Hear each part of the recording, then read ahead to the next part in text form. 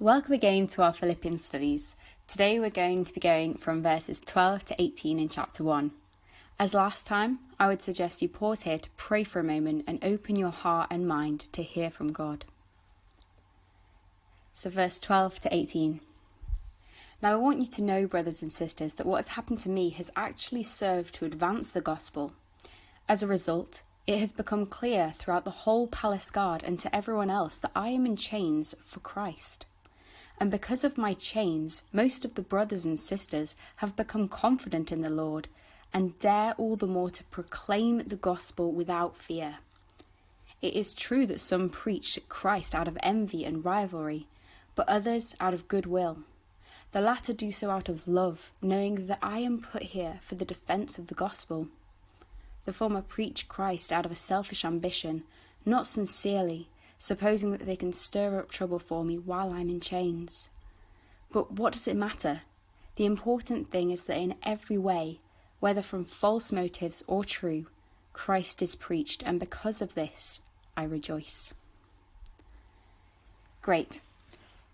So how are you feeling about thanking God for the current situation that you find yourself in? I'll admit I'm struggling a bit with that one at the moment. So Paul's words in the next section of this letter to the church in Philippi are doing me a lot of good today. He begins, I want you to know, brothers and sisters, that what has happened to me has actually served to advance the gospel. The event that he's referring to is his imprisonment. We are not in prison at the moment, but for some of us, it might feel like we are, especially if we're self-isolating. Undoubtedly, Paul's situation is worse than ours. He's been verbally abused, attacked by mobs, beaten, thrown into prison, shipwrecked and dragged to Rome in chains, where he now sits under house arrest and the looming threat of execution.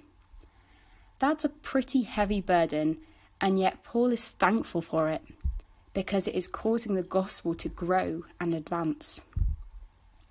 In part, this is happening as people in Rome are coming to understand why Paul is in prison in the first place. Look at verse 13. But also because it has caused other Christians in the city to grow in confidence and courage to speak the gospel themselves. Look to verse 14. Paul is even thankful for those who are preaching the gospel in order to stir up trouble for him personally. His main desire is simply that the gospel would be preached. It's quite a challenge, isn't it?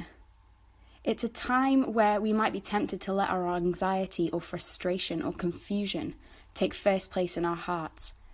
We're instead challenged to look out for ways in which this crisis can and will advance the gospel and to rejoice because of it.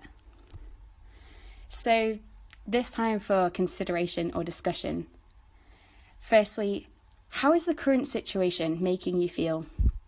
Anxious, frustrated, confused, something else? What does this reveal about your trust in God? Secondly, in what ways have you seen God at work already in this crisis?